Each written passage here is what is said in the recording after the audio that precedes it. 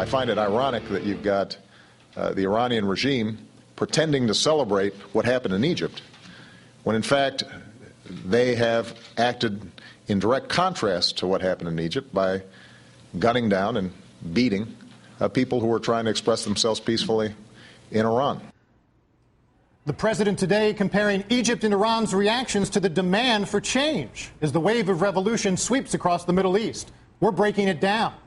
After the largest protests in over 2 years, Iranian lawmakers are now demanding opposition leaders be charged with sedition, a crime punishable by death.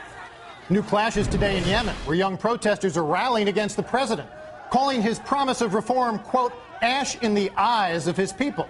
And in Bahrain, Shiite protesters are accusing their Sunni rulers of discrimination, and clashes with police in the capital city have left 2 people dead. Meanwhile, back in Cairo, the U.S. is scrambling to assemble an aid package to help stabilize Egypt.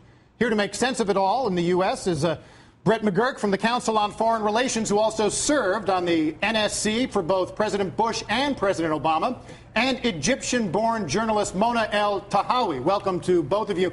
Mona, let me start with you. You look at Bahrain. I was Googling this just before we came on. Bahrain is an island republic of 1.2 million people. This is the size of Dallas, Texas. The reports are that 10,000 people are in the main square there protesting. That would be the equivalent in the U.S. population-wise of 2.5 million people massing. So this is a big deal. It's huge. They're the largest demonstrations we've heard of in years. And it's essential to see them not just as Shia demonstrations against the Sunni minority ruling them, but as demonstrations, as we've seen across the region, calling for freedom, calling for civil rights, calling for dignity. And it's also important, following President Obama's speech, to recognize that there's irony everywhere, because I would like to see the Obama administration address the demonstrations in Bahrain, because as much as they support the people in Iran, it took them ages to support the people in Egypt. And Bahrain is a major ally and is home to the Fifth Fleet. So I would also like to see support for the people there. Brett, you've been in the White House, you've been on the ground in the Middle East as part of your government duties. Can the president and the administration have to deal with sort of a revolution a week? What's the right way to think about this? Any president has to address different audiences, and that's when we had a struggle in the White House of what to say. They're starting to catch up now. I think this goes beyond the Middle East. There's this global awakening of the possibilities for a better life. It's the rise of China, the rise of India, social media networking. It's happening all over, and we're in a transitional era now. And that brings opportunity for the United States and great risk. But one of the opportunities, we stand for these values that these people are in the streets for. We need to be very vocal about it, whether it's in Bahrain, whether it's in Iran. You know, in Bahrain, they want more Sunnis to be citizens of Bahrain. So they say, Saudis, come be a citizen of Bahrain. That's not going to fly anymore. People are saying that's not going to fly anymore. So in Bahrain, they're not, I defer to you, but they're not calling for a regime change. They're calling for, we want a better life. We want more opportunities. So we need to stand for what's going on in the streets. What do you make, Mona, of what's happening with Iran? Very tough talk from the Iranian leadership, essentially saying they're not going to be as soft like the Egyptian military was, if you can call it that. What's going to happen? What should we be looking for? Again, you're seeing with the regimes across the region, whether they're Iran or those of Arab background, this idea that they can still frighten people into submission. What we saw essentially happen in Tunisia and Egypt was a breaking down of that door of fear.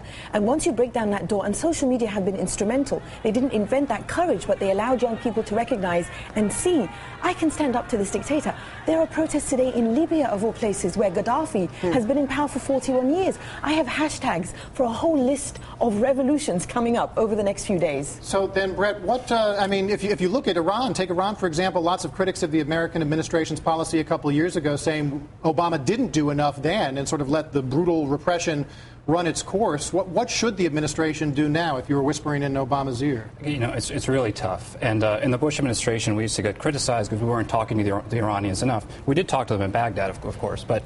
And you know, people said Ronald Reagan talked to the Soviets. Why can't you talk to Iran? Ronald Reagan also, while he's talking to the Soviets, said this is an evil empire. You know, this regime should fall.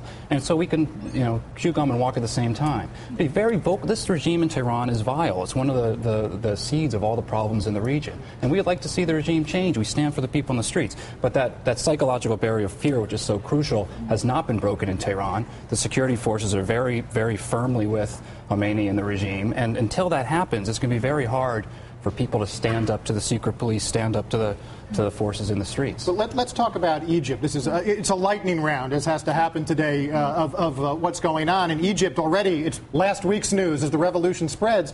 What needs to happen now? What should the U.S. be doing, and or can the U.S. do something positive to shape outcomes over the next 6 or 8 months? In your view, do you trust the military to usher in a transition? My position all along has been I don't trust the military, I trust the people. Because we saw the military in Egypt, the military police were detaining people, torturing people. I trust the people who helped this revolution succeed in the sense that it toppled Mubarak. It's not over yet. The revolution succeeds fully when we have a free Egypt that has civilian rule and not military rule as we've had in the past 60 years. And when it comes to America, it's interesting. A Libyan today was saying, we don't need America's help to get rid of Gaddafi. This feeling across the region that we don't need America to rescue us is very important. And I think the Iranians, they will eventually break that barrier of fear, because this freedom is contagious in a good way. And I think you'll see it spread across more countries in the region. Staying on Egypt for a second, Brett, there is... the more you learn about the Egyptian military, I mean, they're deeply entrenched in the economy, lots of perquisites, clubs, there's a whole role of perks and income that they have in society that some observers are saying that they're going to be very reluctant to give up as this unfolds over the next year. How should people think about that? I think that's right. There's a lot of excitement about what's happening now, but actually, it was an earthquake, Mubarak leaving, but nothing's really happened yet. Mubarak's gone, the military's in charge, and regime change... Emergency law is still in effect, right? Regime change is really, really hard. We're talking about a multi-year transition. The security services are entrenched, the intelligence services are entrenched. In Iraq, everything collapsed. And then you had this call for vengeance, and you had a clearing out of the ministries. What's going to happen in Egypt? You need to have systems in place, and it's going to take time. I think we have to be patient. We have to navigate it very carefully.